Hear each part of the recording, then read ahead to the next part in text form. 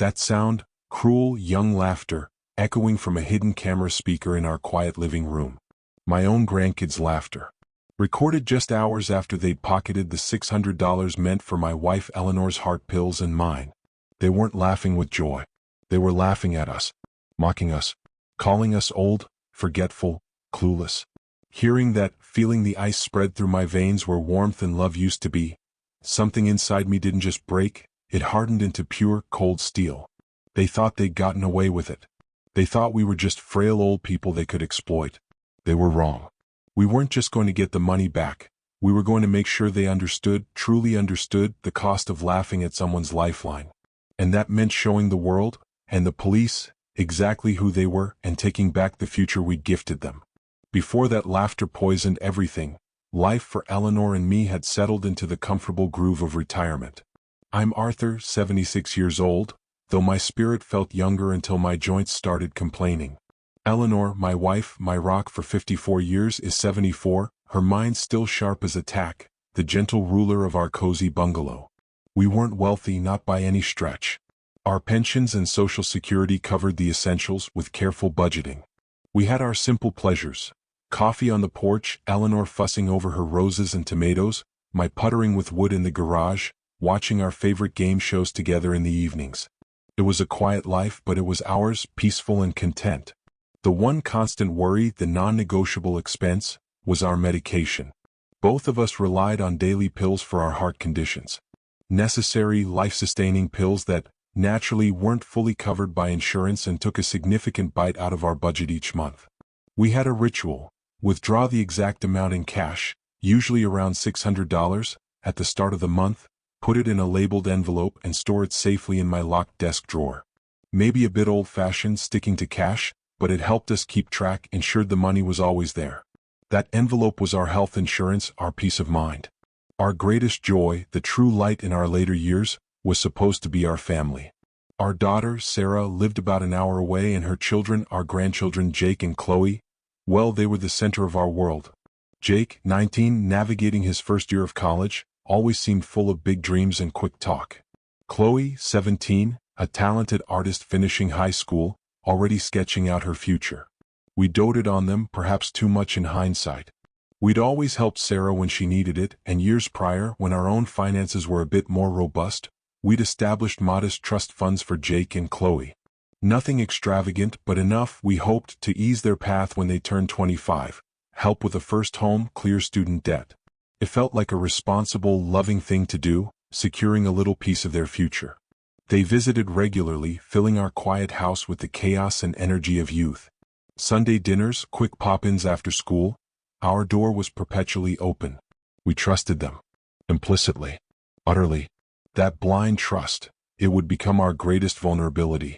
The first discordant note in our comfortable symphony was almost imperceptible. Easy to explain away. It was about 6 months before the ugly truth erupted. Eleanor came to me, puzzled, saying $50 was missing from her purse. She tucked it in there for grocery shopping the day before, and Jake and Chloe had visited that afternoon. We searched high and low. I emptied my own pockets, wondering if my memory, which wasn't quite the steel trap it once was, had failed me. Had I borrowed it? We eventually let it go. Maybe it slipped out at the store? Maybe she'd miscalculated? An unsettling ripple, but we smoothed it over. Seeing the grandkids was worth more than $50, we told ourselves. Then, maybe 3 weeks later, Eleanor noticed the kitchen cookie jar, where she kept a small emergency stash, maybe $100 for pizza delivery or unexpected small costs, was lighter than it should be. About $20 short. Again easily dismissed. Had she used it and forgotten? Had I? But Chloe had been asking about that cookie jar just the weekend before, a little too curiously, joking about needing emergency snack funds. At the time it seemed innocent. Looking back, it felt like reconnaissance. The unease grew when Jake called a few weeks after that. He needed money for textbooks, he claimed. More than usual this semester. His voice sounded strained over the phone, oddly evasive when I asked which books cost so much. He just needed the money, quick. I sent it, pushing down the flicker of doubt. He's our grandson, struggling with college costs, right? But the vagueness stuck with me. Eleanor noticed too. He sounded a bit off, didn't he? She murmured after I hung up. The first real blow landed the following month. I went to my locked desk drawer, key in hand, ready to retrieve the medication envelope. I unlocked it, reached inside, and my fingers met empty space where the thick envelope should have been. Now wait. There it was, pushed to the back. But it felt thin. Alarm bells started ringing faintly. I pulled it out, opened the flap, counted the cash inside, recounted it. $200. It should have held $600. $200 was missing. A cold dread washed over me. This wasn't $20 from a cookie jar. This was secured money. Medication money. Eleanor. I called out, my voice tight. She rushed in from the kitchen, saw the envelope in my hand, the look on my face. What is it, Arthur? She asked, her hand going to her chest. It's short, I said, the words feeling like lead. $200 short.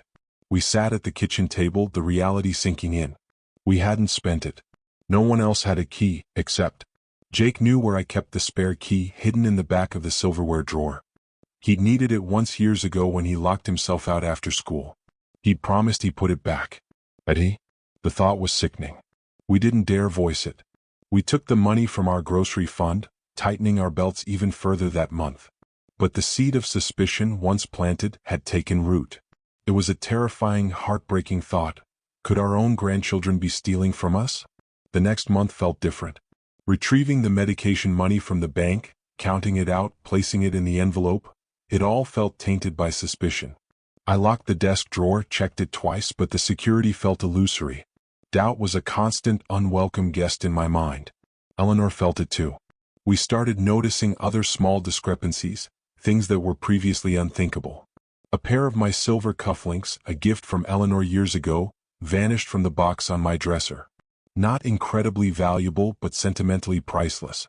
Eleanor searched frantically for her grandmother's locket, a delicate silver piece she usually kept in her jewelry box. Gone. We tried to rationalize. Maybe they were misplaced? Fallen behind furniture? But the pattern, the timing, it was becoming impossible to ignore. Jake and Chloe kept visiting, but the dynamic had shifted. There was an undercurrent we couldn't quite name. They spent more time glued to their phones, exchanging quick, whispered comments, falling silent when we approached. Their smile sometimes felt forced. Jake especially seemed perpetually short on cash. Always needing $20 for gas, $50 for a sudden college event fee, always with a vague explanation and a promise to pay it back that never materialized. Chloe started showing up with new clothes, a fancy new phone case, things that seemed beyond her part-time job earnings. Gentle questions were met with breezy deflections. All this? Super sale. My friend lent me the money. Jake helped me out. The excuses felt thin, practiced. One afternoon, Jake stopped by alone while Eleanor was resting. He looked stressed, fidgeting, avoiding my gaze. He needed to borrow $100. Urgently. Said he had a bill due. The missing money, the lost items, the constant evasiveness, it all screamed caution. My gut clenched. But he looked so desperate, so young. He was my daughter's son. Against my better judgment, fueled by a lingering, misplaced hope, I gave him the cash from my wallet. He grabbed it almost too quickly, mumbled a thank you, and was out the door in a flash. The interaction left a sour taste in my mouth. It didn't feel like helping family, it felt like enabling something wrong. The final straw before the dam broke completely came via Sarah. She called one evening, her voice tight with worry. She'd noticed Jake and Chloe being unusually secretive about money too. They were cagey about where they were going, what they were spending money on. Had they asked us for significant amounts? My heart hammered against my ribs. I found myself lying, downplaying it. Oh, you know how kids are, I said, forcing a lightness I didn't feel. Always something. I didn't want to worry her further. More than that, I didn't want to speak the ugly truth aloud, didn't want to confirm my own worst fears. But when I hung up, Eleanor looked at me, her eyes filled with a shared understanding, a shared dread. We didn't need words. We knew something was terribly wrong. We started hiding Eleanor's remaining jewelry. We double-checked the locks constantly. Our home, once a sanctuary, now felt compromised. We were living with a shadow, terrified of confirming its source, yet increasingly certain it wore the faces of the grandchildren we adored. The breaking point arrived with brutal efficiency. It was the first week of a new month. I'd just been to the bank, the familiar weight of the $600 for our medications in my pocket. $600 that represented skipped dinners out, careful grocery shopping, the absolute bedrock of our ability to stay healthy and independent. This time, however, a cold, calculating thought took hold. Fueled by months of gnawing suspicion and the desperate need for certainty, I decided on a test. A risky, heartbreaking test. Instead of locking the envelope in the desk drawer, I placed it in the top drawer of the small, unlocked metal filing cabinet in the corner of the living room. A place we never kept cash. What? Part of me, the foolish, hopeful part, maybe thought making it visible, accessible, would somehow deter them. Another part, the colder, angrier part, wanted to see if they'd take the bait. It felt awful, setting a trap for my own grandchildren, but the uncertainty was eating me alive. That Saturday, Jake and Chloe arrived for their visit. Their cheerfulness felt brittle, overdone. They brought donuts, our favorites they claimed, though we rarely ate them. They inquired about our health with wide-eyed, exaggerated solicitude that now seemed transparently false. Looking back, their whole demeanor screamed guilty conscience. They stayed for about an hour, mostly interacting with their phones, offering monosyllabic answers to our attempts at conversation. Then Chloe asked, bright-eyed, if she could use our computer, the one sitting right beside the filing cabinet, to quickly print something for school. Jake immediately engaged me in a distracting, rambling story about a difficult professor, while Eleanor went to the kitchen to refill their drinks. My stomach twisted into a knot. I tried to focus on Jake's story, nodding along, but my gaze kept darting sideways towards the filing cabinet, towards Chloe's back as she fiddled with the computer. The air crackled with unspoken tension. It felt like hours passed in those few minutes. Finally, Chloe logged off, thanked me profusely, and then, almost in unison, they announced they had to get going. Quick hugs, forced smiles plastered on their faces, and they practically bolted out the door. The second the door clicked shut, the forced calm shattered. An icy certainty washed over me. I didn't wait for Eleanor. I crossed the room in 3 strides, my hand shaking as I yanked open the top drawer of the filing cabinet. Empty. Utterly, devastatingly empty. The envelope, the $600 that represented our health, our security, gone. My breath caught in my throat. A wave of nausea hit me. This wasn't a mistake. This wasn't misplacement. This was deliberate, cold-hearted theft. Eleanor walked back and then, carrying 2 glasses of iced tea. She saw the open drawer, saw the blood drain from my face. She didn't even need to ask. Her face just crumpled. "Oh, Arthur," she whispered, the glasses trembling in her hands. "Please tell me, not them." Tears welled, spilling silently down her cheeks. We stood there, frozen in our violated living room, the uneaten donuts on the coffee table suddenly looking obscene. The silence wasn't peaceful, it was thick with the stench of betrayal. How could they? Our medication money? Sleep was impossible that night. We lay in the dark, the silence broken only by Eleanor's quiet sniffles and the frantic pounding of my own heart. Grief warred with a burgeoning, unfamiliar rage. What were our options? Confront them directly? Call Sarah immediately? The thought of the denials, the lies, the inevitable explosion that would rip our family apart, it was terrifying. But doing nothing? Letting them get away with endangering our health, stealing from us with impunity? That was simply not an option. This was too far. Sometime around 3 a.m., staring blankly at the ceiling fan shadows, the grief and shock finally coalesced into something else. A cold, hard resolve. They hadn't just stolen money, they had shattered the very foundation of our family. They had laughed at our trust. They needed to face the consequences. Not just an angry lecture. Real, tangible consequences. Proof was needed first. Undeniable proof. "Eleanor," I whispered into the darkness, my voice rough. "We need to see it. We need to know for sure." She turned towards me, her eyes gleaming faintly in the dim light. She understood immediately. The next morning, feeling sickened by the necessity, we drove to an electronics store. We purchased a small hidden camera, disguised as an ordinary digital clock. Placing it on the living room mantelpiece felt like a profound violation, a spy tactic against our own flesh and blood. But their actions, their callous disregard, had forced our hand.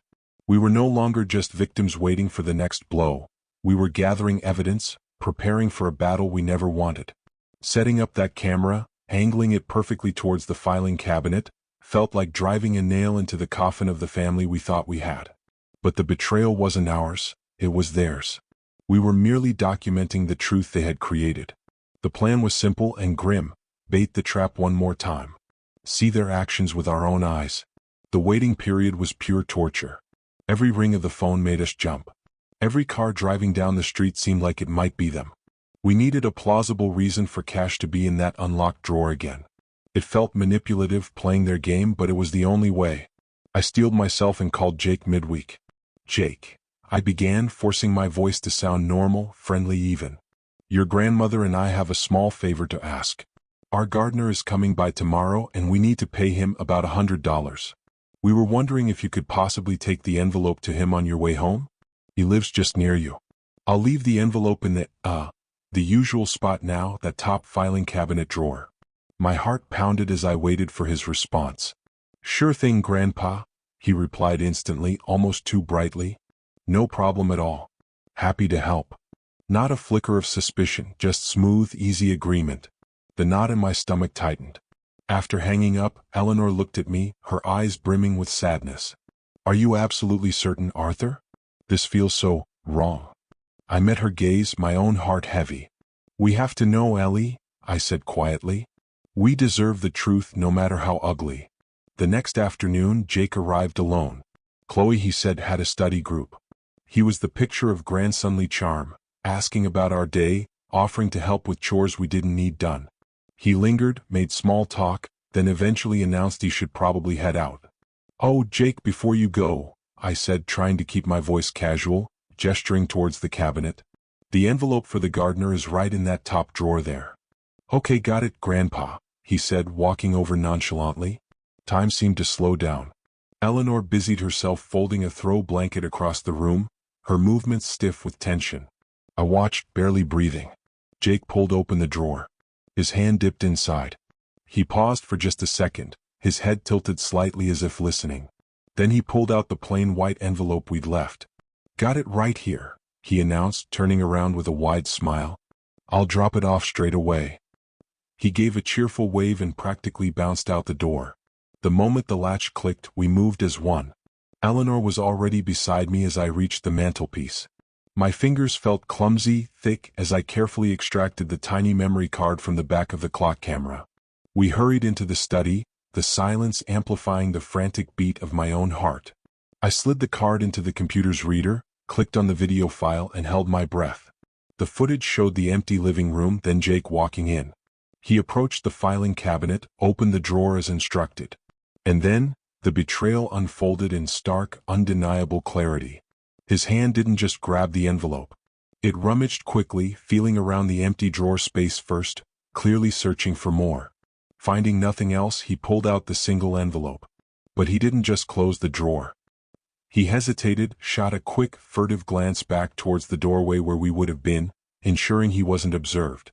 Then, brazenly, he ripped open the envelope, pulled out the $5 $20 bills, fanned them like a poker player, and shoved them deep into the front pocket of his jeans. He carefully folded the now empty envelope, placed it back into the drawer, slid it shut, and turned away from the cabinet. A slow, incredibly smug grin spread across his face. My blood turned to ice. Eleanor made a small, choked sound beside me. But the horror wasn't over. Jake pulled out his smartphone. We watched, sickened, as he tapped out a quick message, that self-satisfied smirk still firmly in place. Then he held the phone to his ear. We couldn't hear the person on the other end, but we heard Jake's side of the conversation perfectly. His voice dripping with contempt. Yo. Just scored at the grandparents' place. Yeah, another 100. The old gardener needs paying. Trick? Worked like a dream. Dude, they suspect nothing. It's almost sad how clueless they are. He let out a short, sharp chuckle. A sound devoid of any warmth, any humor. Pure mockery. Seriously, man, it's like taking candy from a really old, really forgetful baby. And then came the full laugh. Loud, unrestrained, bouncing off the walls of our memory-filled home via the recording. They're leaving the filing cabinet unlocked now. Can you believe the stupidity? Easiest score ever. We gotta check it every single time we visit from now on. Eleanor gasped, her hand clamped over her mouth as silent tears streamed down her face. A rage, white-hot and terrifying, surged through me, eclipsing the shock. It wasn't just the theft anymore. It was the calculated deception, the absolute lack of respect, the contempt, the laughter.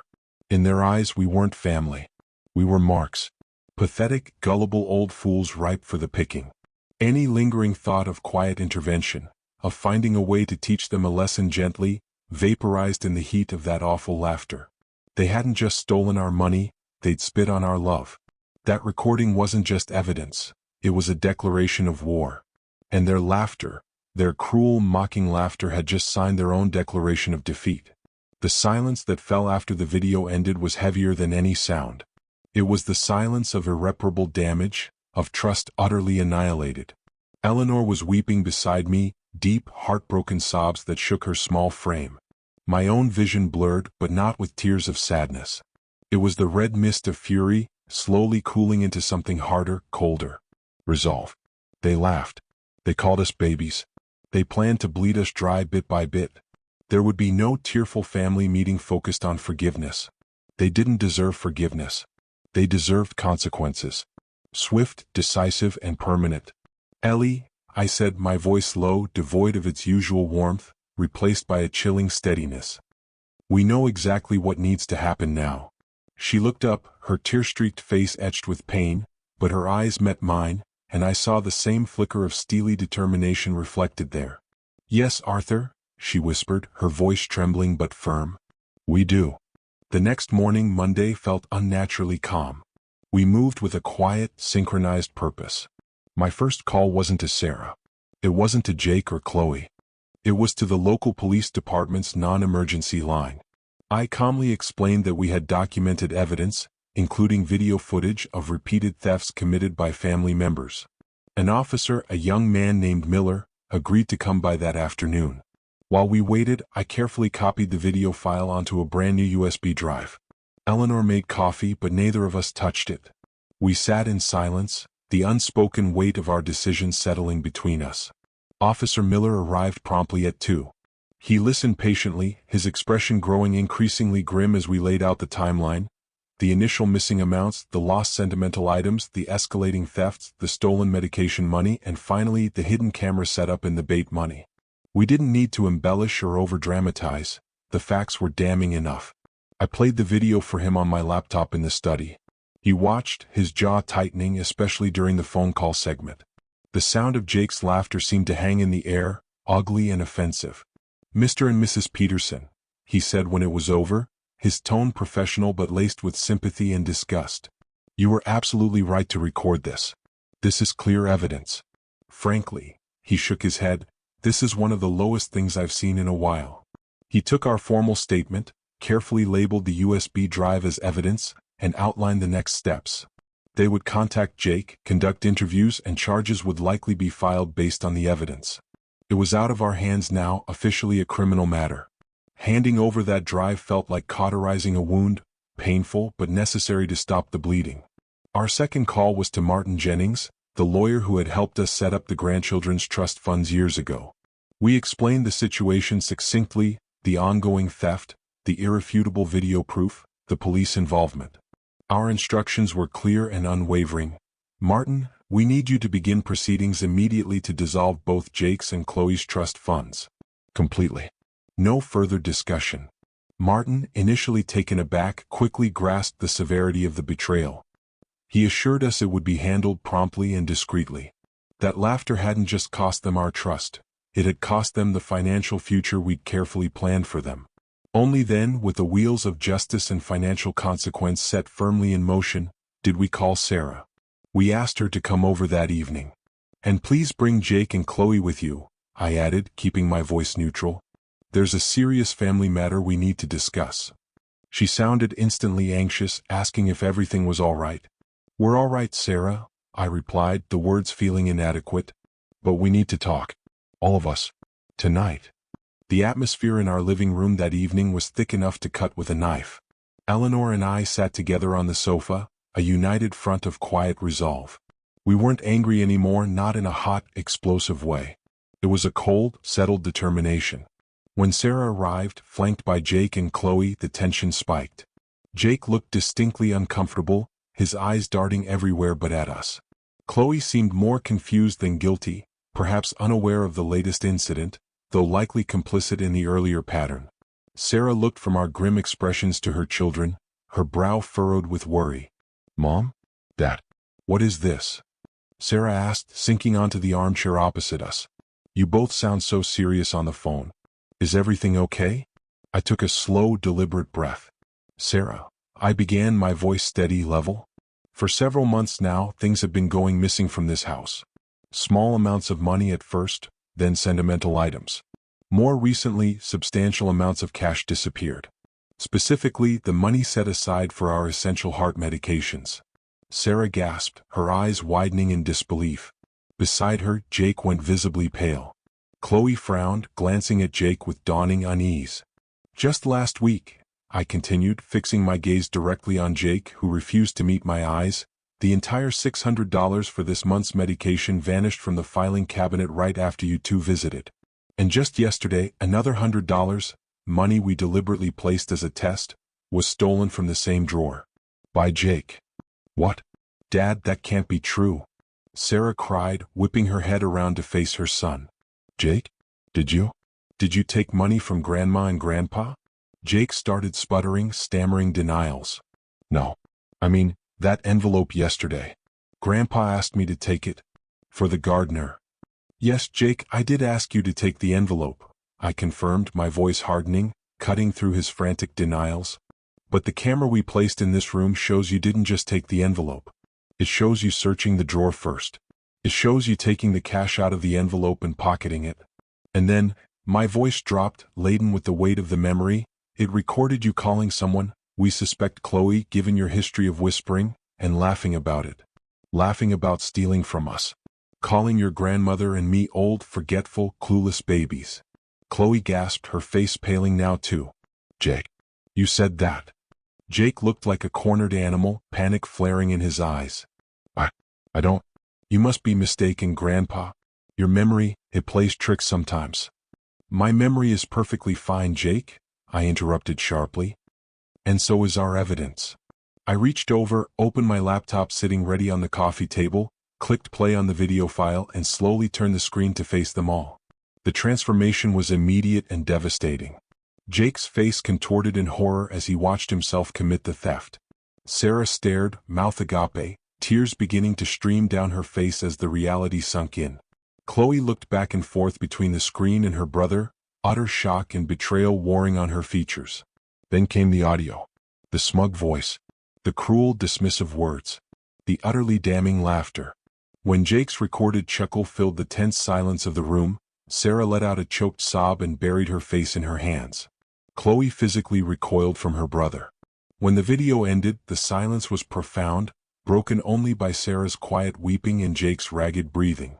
He finally broke, collapsing forward, sobbing uncontrollably. "I'm sorry. I'm so sorry. I didn't mean it. I was stupid. I have these debts." "Stupid."